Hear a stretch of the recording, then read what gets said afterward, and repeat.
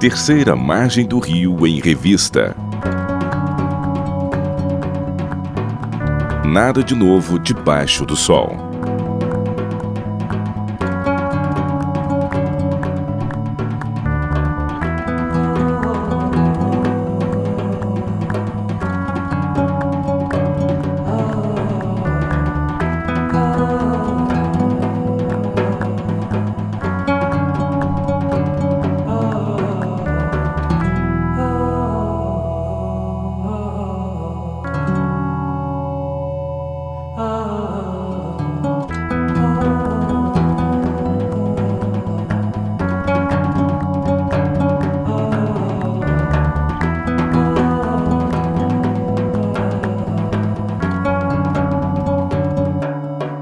Esse é mais um programa Terceira Margem do Rio em Revista, um programa que traz esperança para a sua família. Estamos começando mais um programa. Esse programa nós temos aqui na mesa, segurando os risos, Edson Nunes, Thiago Arraes. Numa mesa retangular. E eu, Lucas Iglesias. Três arautos da esperança, né? Três arautos da esperança. Amém, isso aí. Amém. Então, no programa de hoje, nós trataremos, como já tratamos alguns programas anteriores, alguns conceitos bíblicos bem importantes. E o de hoje que nós vamos tratar é o conceito bíblico de Deus. Então, o que a Bíblia fala sobre Deus? A Bíblia é um livro, Tiago, um sistema filosófico. É justamente por isso. É um tratado filosófico, ontológico, que começa sobre quem é Deus. A. Ponto. Deus é eterno. B. Essa eternidade é atemporal. C. Ele é atemporalidade significa ausência de tempo e espaço. Não é? Acho que antes de começar... onipresente, onipotente e onisciente também. E todas essas palavras estão na Bíblia, na verdade. São conceitos. Livre-arbítrio. Muito bem. Antes de a gente discutir, acho que é legal sempre lembrar o ouvinte de que, basicamente, a nossa discussão aqui acontece ao redor dos textos que a gente escreve no site, terceiramargemdorio.org. Então, se você, ouvinte, gostaria de ter um pouquinho mais de detalhes sobre as discussões que a gente tem aqui num período curto, visite o site terceiramargemdorio.org e lá você vai encontrar todos os textos que a gente tem escrito nos últimos anos aí sobre esses temas que a gente está discutindo hoje. Muito bem, então Deus. Obviamente o curioso da Bíblia é de que você não encontra, na verdade, um tratado filosófico ou um desenvolvimento de uma ideia ontológica ou metafísica do ser que é Deus. E, obviamente, por causa disso, a Bíblia foi colocada em escanteio, principalmente durante o período do Iluminismo, na verdade, dos grandes avanços filosóficos, científicos e tudo mais. A Bíblia foi colocada em escanteio porque, obviamente, não está no nível de outros tratados filosóficos e metafísicos e tudo mais. O curioso não é sistematizada. Não é um livro sistematizado, porque obviamente você conta com histórias, né, que para muitos eram primitivas e tudo mais. Portanto, é impossível você ter uma discussão que zela por essa abstração, essa profundidade filosófica dentro de uma historinha. Obviamente, com os últimos avanços recentes aí na teologia e tudo mais, alguns começaram a perceber que a Bíblia, por mais que ela contém história e tudo mais, ela tem uma perspectiva assim sobre quem é Deus, mas não está em distinção ou alienada das próprias histórias. Alguns observaram até mesmo que Platão, por exemplo, escreve a República num contexto de história, entendeu? Não é necessariamente A, B, C, D, mas você tem ali diálogos, você tem Sócrates andando e tudo mais, e conversando com as pessoas e interagindo, engajando elas e tudo mais.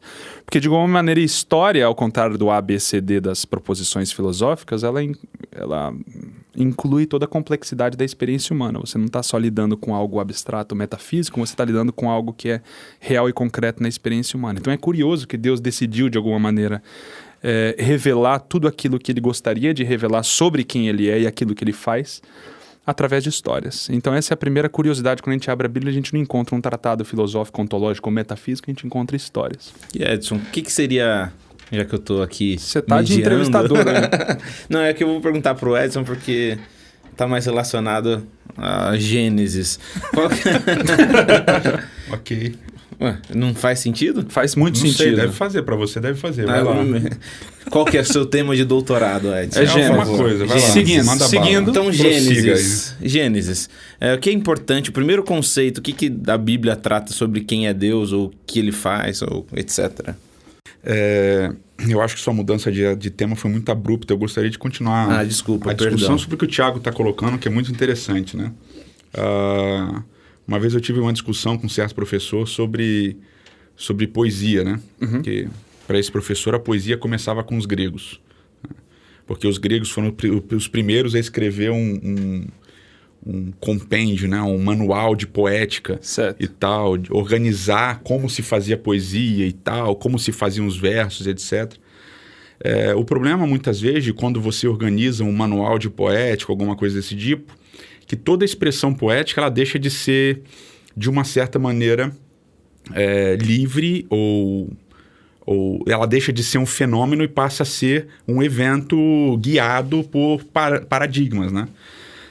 E, obviamente, que essa colocação desse professor desconsidera milênios de poemas escritos por diversos povos, né, mesopotâmicos e até o povo israelita e tal, escrevendo seus poemas. Mas eles não tinham paradigmas, ou seja, quando você vai ver a multiplicidade dos poemas bíblicos e de outros povos, você percebe que essa ausência de uma poética estruturada, sistematizada, ela proporciona variações assim radicais em estruturas e etc. Ou seja, a ausência de uma fórmula, no caso, né? De uma forma... Ou do paradigma. É que quando a gente fala fórmula, a gente já está meio que julgando, né? A gente assim, da coisa. Melhor. Quando essa ausência de uma categoria, isso é um poema assim, isso é um poema assado, etc., ela dá liberdade para o poeta, né? Para o poeta experimentar a poesia, né? E aí surgiu o poema.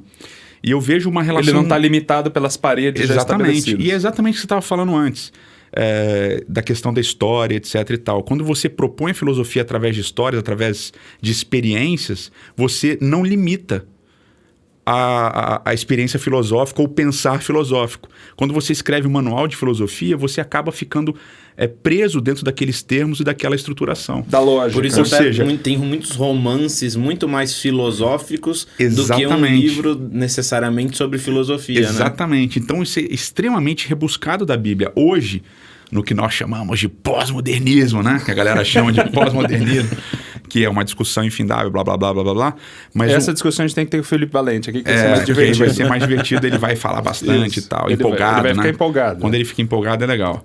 Das estruturas sociais e históricas. Isso, aí ele fica com as veias do pescoço saltadas. Mas o negócio interessante é que hoje se discute o valor exatamente de uma experiência filosófica, de uma experiência de reflexão não condicionada aos paradigmas da filosofia ou da ciência e tal, mas de uma experiência. E a história, né? Hoje você tem cursos de como contar história para a nova geração Z, Y, sei lá o quê, e tal. Porque essa geração, ela compreende os princípios através da história. Porque isso é o mais rebuscado que a gente tem hoje. Certo. Então, quando você olha para a Bíblia vai falar de Deus, vai falar de coisas extremamente profundas, como você colocou, Thiago, no início, e vai falar através das histórias. Não é curioso. E ao mesmo tempo, desculpa, e ao mesmo tempo também que a geração que você está falando, essa geração nova, tem essa facilidade, também uma geração... Tem essa demanda, eles estão cansados dos paradigmas. Ótimo, demanda. Uma geração um pouco anterior também tem dificuldade de conseguir interpretar ou ler ou pensar em cima de textos como esse. Porque a galera foi criada dentro de paradigmas científicos e tal, estruturar, não, mas... Vamos fazer filosofia. Então, vamos fazer filosofia. Eu tenho um amigo que é filósofo, né? Ele zoa com isso, né? Agora assim, vamos fazer. Vamos fazer filosofia. Aí senta todo mundo. Aí tem um linguajar, né? Terminológico e tal, dentro da filosofia. Vamos fazer filosofia. Mas tudo que está acontecendo, esse meu amigo fala, o nome dele é Edmar. Gosto bastante, está terminando o doutorado dele na UFRJ. Exatamente sobre liberdade e livre-arbítrio, bem legal o doutorado dele. Mas enfim, ele fala isso, que a filosofia, ela hoje, em qualquer tempo, né? Até você falou do Platão, citou o exemplo de Platão, mas ela nasce da experiência, ela nasce do dia a dia. Então nada melhor do que uma história do dia a dia ou das coisas que estão acontecendo para revelar uma coisa importante. Claro, eu acho que esse é o ponto central. A vida não acontece metafisicamente, esse é o ponto, entendeu?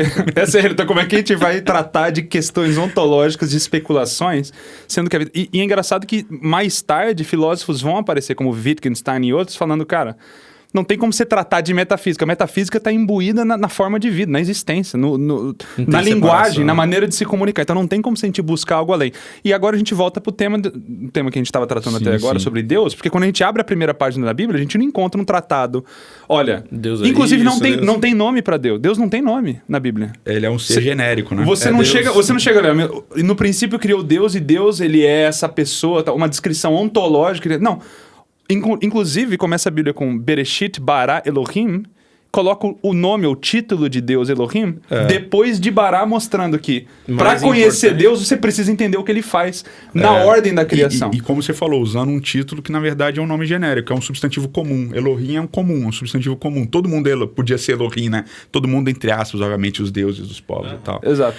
Mas essa inclusive quando a Bíblia fala de outros deuses, ele menciona é a mesma palavra. Exatamente. Até usado por ser humano num salmo. Exatamente. Então, no caso, a distinção do Deus da Bíblia para os deuses das nações só pode ser atestada através da forma de vida e da ação dele, no caso. E a diferença da Bíblia para os outros relatos cosmogônicos, cosmologias, etc., é justamente essa aqui.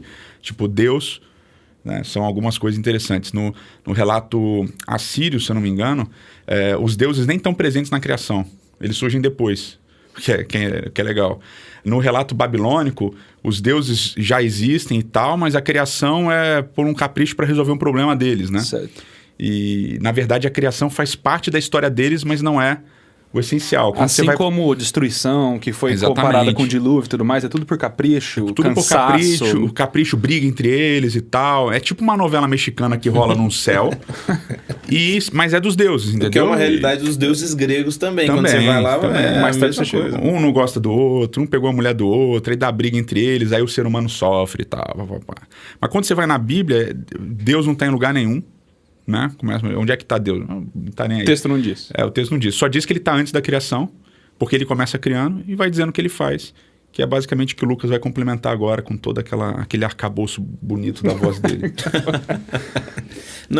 Língua hebraica, né? Que o Lucas é professor de hebraico agora aqui no curso de teologia. Então, Lucas, por favor, fale da língua hebraica, o que ela nos revela sobre Deus. Não, eu queria comentar uma outra coisa. Então tá bom. Hoje já é a segunda vez, né? Fala sobre isso. Não, vamos voltar nesse ponto. Mas bom, porque também a gente não tá num paradigma, na verdade? Não tem. Assim como a Bíblia. Experiência. A terceira margem do rio é uma experiência. É uma boa experiência pra nós. Pra galera que tá atrás do vídeo ali ouvindo, talvez esse programa. É como diz o próprio conto, Terceira Margem do Rio. A terceira margem do rio é uma experiência. Exato. Né? Só quem tá no barco aqui sabe que é a terceira margem do rio. Exato, o que é. Então... E mesmo quem tá no barco às vezes fica confuso, na verdade, porque não sabe. É achado louco, né? Chamado de louco. O Edson comentou aqui sobre essa loucura dos deuses, né? Eu acho curioso o que o Heschel coloca lá no The Prophets, quando ele fala assim que normalmente nas outras culturas ou religiões tenta separar a noção de Deus com aspectos humanos, por exemplo, a emoção, né?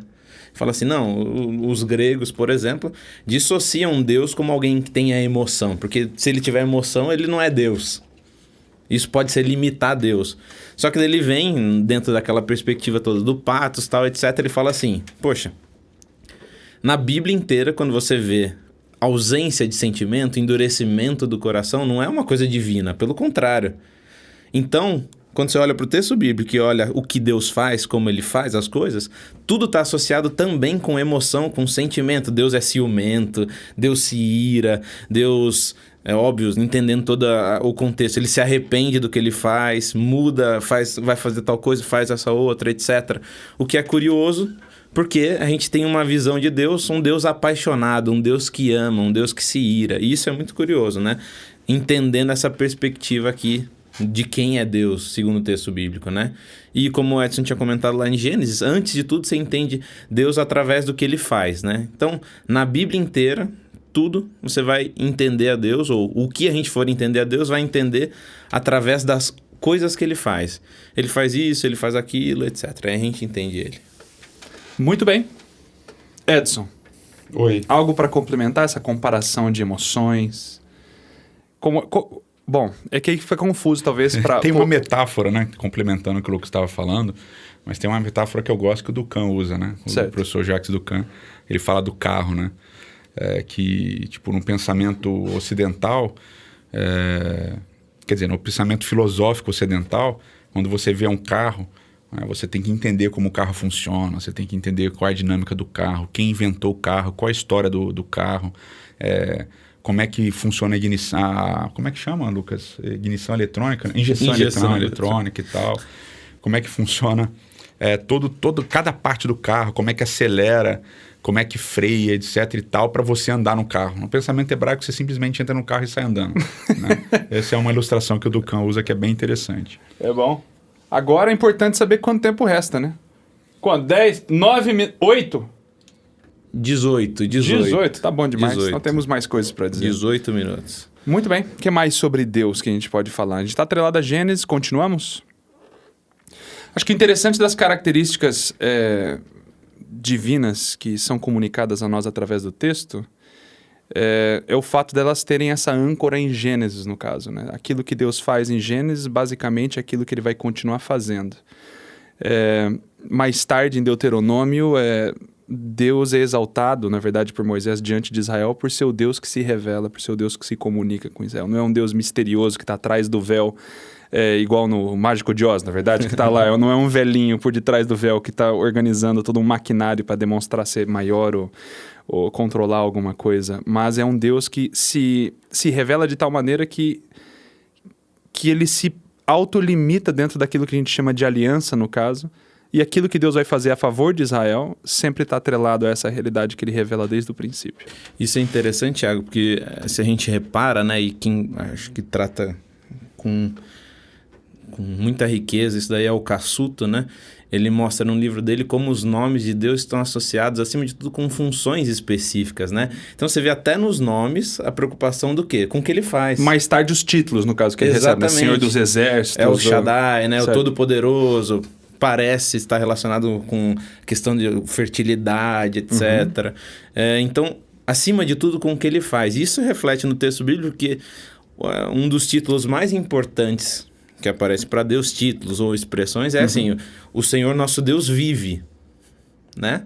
Então, isso é bem importante porque a prioridade do texto bíblico é falar assim, ele vive, ele existe, e a ausência ou a inexistência dele é inquestionável, né? Ninguém questiona.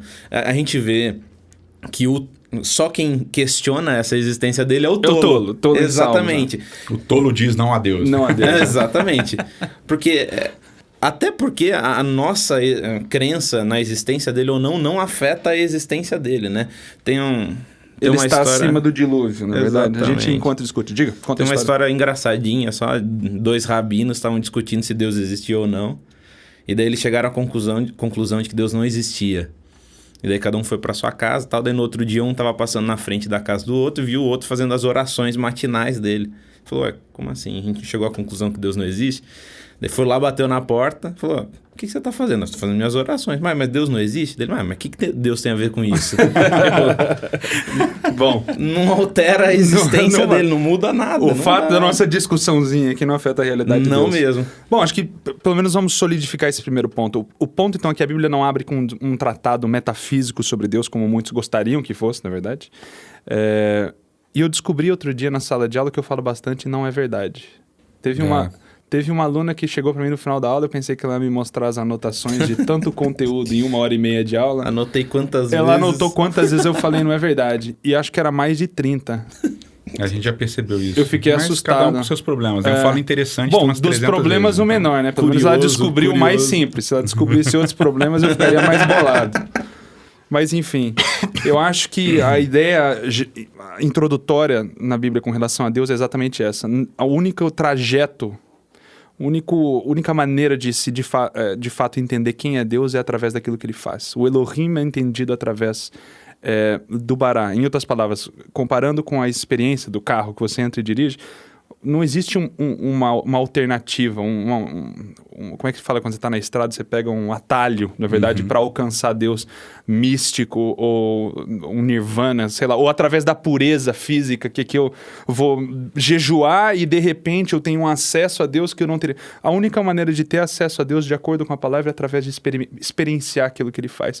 Tanto na criação, que é assim que abre, na verdade, e depois, consequentemente, existencialmente naquilo que ele faz pelo ser humano. E isso coloca um ponto fundamental. A ação primordial sempre é divina, né? A ação primordial desse relacionamento com o humano, dessa revelação ao humano, é sempre uma ação divina. Então, toda vez que eu foco a minha experiência com ele nas minhas ações... Como maneira de alcançar ele no que eu faço para descobrir quem ele é, basicamente eu estou invertendo a ordem bíblica, né? Ele cria, ele age, ele busca, ele fala, ele se revela e aí você o vê. Né? Então, isso é E essa é a inversão. Essa acho que... Você ia falar mais uma coisa? Não, é Edson? isso mesmo. Eu acho que essa é a inversão que hoje a gente faz direto, acho que nas nossas pregações ou, sei lá, discussões religiosas, na verdade, é de que não, porque Deus é eterno ao que ele é. Portanto, ele faz essas coisas.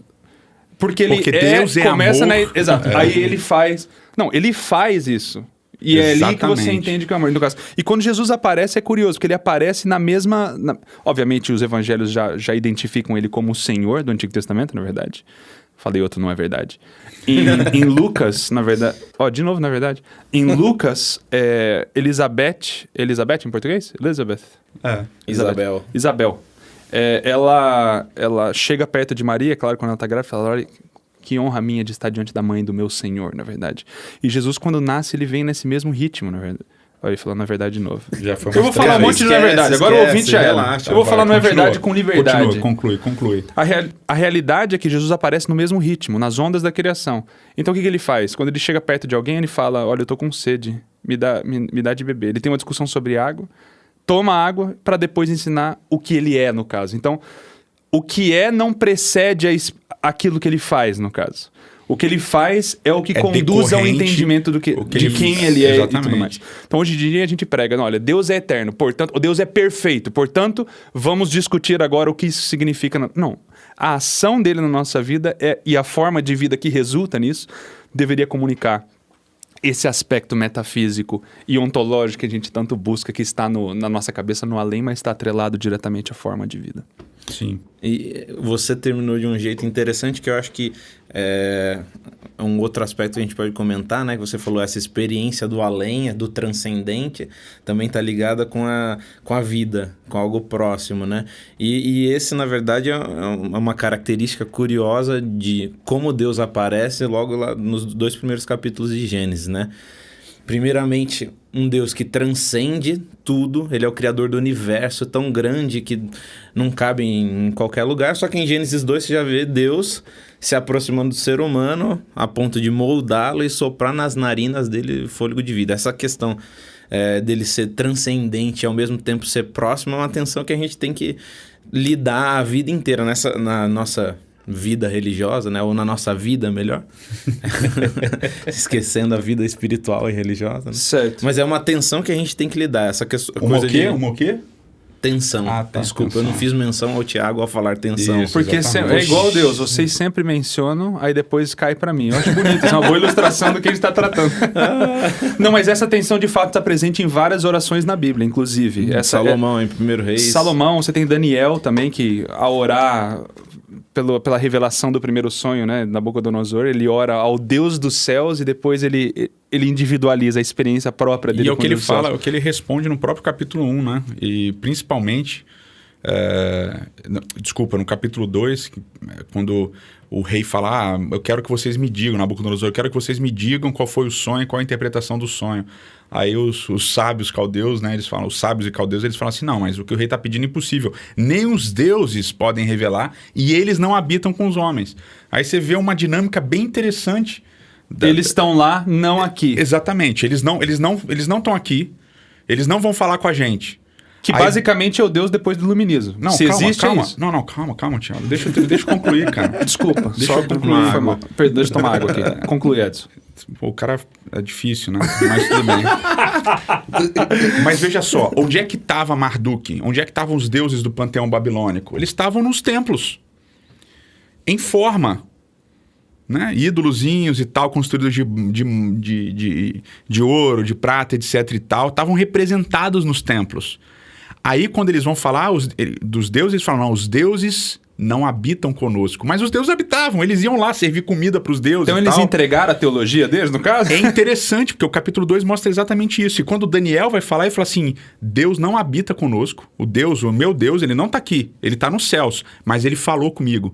Ou seja, ele faz um contraponto à religião mística babilônica. Ou seja, não, a gente tem um Deus aqui, a gente alimenta esse Deus, a gente serve esse Deus, mas esse Deus não está aqui. E com Daniel, ao contrário, ele fala assim, não, o meu Deus não está aqui, mas ele está aqui. É irônico. Então, né? é o contrário. Então, essa dinâmica mostra exatamente E é interessante que mais tarde, inclusive, tem um texto recente sobre isso no site da Terceira Margem do Rio, é que esse falar agora... terceiramargemdorio.org, esse falar de Deus, Deus não está aqui, mas ele fala. E depois esse falar vai se tornar concreto através de Cristo. Mas Do verbo, o que é bem interessante e fascinante. Agora, a própria oração do reino, só concluindo essa questão das orações, a oração do reino que Jesus mesmo ensina para os discípulos é Pai Nosso, na verdade, o individual, que estás nos céus, na verdade. Então você continua dentro dessa realidade. Você pode falar, você vai ser ouvido, ele vai te falar, mas ele não está Mas aqui. mantenha a humildade porque ele não é seu brother. Exatamente. Ele está no céu, na verdade. Aí, eu gosto de Eclesiastes isso daí, né? Eclesiastes é muito legal. Ele fala... Agora eu não lembro o capítulo de cabeça, mas ele fala assim... Guarda o teu pé quando entrares na casa de Deus. A loucura, né? 5. Aí ele fala assim, que sejam poucas as tuas palavras, né? E que você olhe para os teus pés para não tropeçar. Então ele está fazendo uma crítica da religião que é a religião do parlatório, né? A religião do falar, do falatório, de ser... Não. Sejam poucas as tuas palavras, porque Deus está nos céus e tu na terra. Né? Esse é o mote desse capítulo. Então, sejam poucas as tuas palavras. Ele fala, você escuta. E, de certa E forma... o que é irônico, que a gente está num programa falando, né? Exato, a gente está pisando na própria arapuca. Exatamente, você Que já percebeu isso, né, ouvinte? E pode zoar a gente, não tem problema. Que é a oração de Salomão aqui, né? Ó, o 1 Reis 8, 27 diz assim, né? Mas de fato habitaria Deus na terra, eis que os céus e até o céu dos céus não podem conter, quanto menos esta casa que eu edifiquei. O que é engraçado, né? Ele fala, os céus não podem conter, mas ele faz o quê? Ele edifica uma casa e a manifestação que é a morada divina. de Deus, Exatamente. Então, voltando, vou citar de novo o Heschel, mas é que a citação é bem interessante. Ele fala assim, né? Toda vez que você vai pensar em Deus, não tem como pensar em Deus usando a lógica comum. Ele até fala assim, é igual você tentar soprar um furacão. Ele fala isso. Ele fala, porque toda vez que você pensa em Deus, só é possível pensar em Deus se você pensar através dele. E assim, quando você pensa através dele, não é você que está conhecendo mais sobre ele, mas ele que está te conhecendo melhor. Então, está se revelando também. Exatamente. Então, independente de você acreditar ou não, toda vez que você pensa, é uma ação divina. Muito bom, muito bom. Esse foi mais um programa da Terceira Margem do Rio em Revista. Aguardamos você no próximo programa. Um abraço.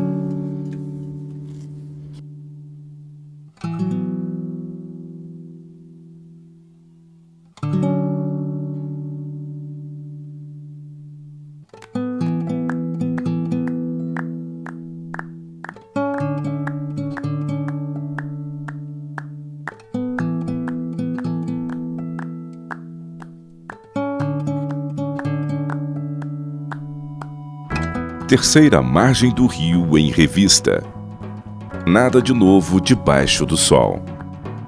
Apresentação: Edson Nunes Júnior, Lucas Iglesias, Leonardo Gonçalves, Felipe Valente, Tiago Arraes. Trilha sonora: Gabriel Iglesias. Sonorização: Jeter Miguel e Matheus Benhur.